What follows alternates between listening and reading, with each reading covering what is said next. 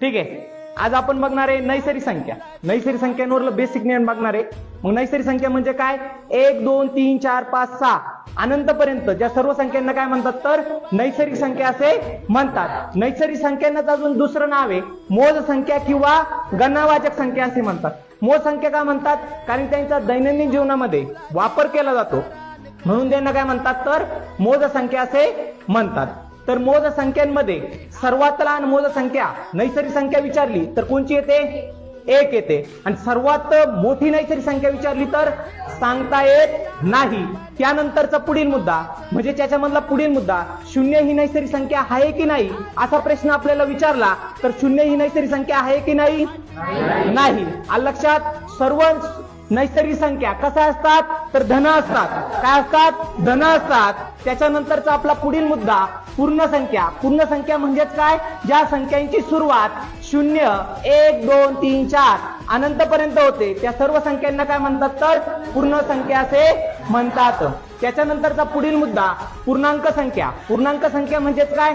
ज्या संख्यांची सुरुवात 0 पासून होते म्हणजे 0 ही काय असतो? मध्यवर्ती असतो. शून्याच्या उजवीकडे संख्या कशा असतात? धन असतात आणि डावीकडे कशा असतात? ऋण असतात. 0 ही मध्यवर्ती संख्या धनही नसते आणि ऋणही नसते. आलं लक्षात? यांनाच काय म्हणतात तर पूर्णांक संख्या असे म्हणतात. त्यानंतरचा पुढील मुद्दा चौरस संख्या. चौरस संख्या म्हणजे काय? ज्या संपूर्ण संख्यांचा पूर्ण वर्ग निघतो त्या सर्व संख्यांना काय म्हणतात तर चौरस संख्या असे म्हणतात. त्यानंतरचा पुढील मुद्दा त्रिकोणी संख्या. त्रिकोणी संख्या म्हणजे काय? ज्या संख्यांची दुप्पट केली असता त्यांची आवाय क्रमागत आली तर ती संपूर्ण संख्या काय असते? त्रिकोणी संख्या असते. मग 1 ते 100 मध्ये त्रिकोणी संख्या किती आहे? 13. किती आहे?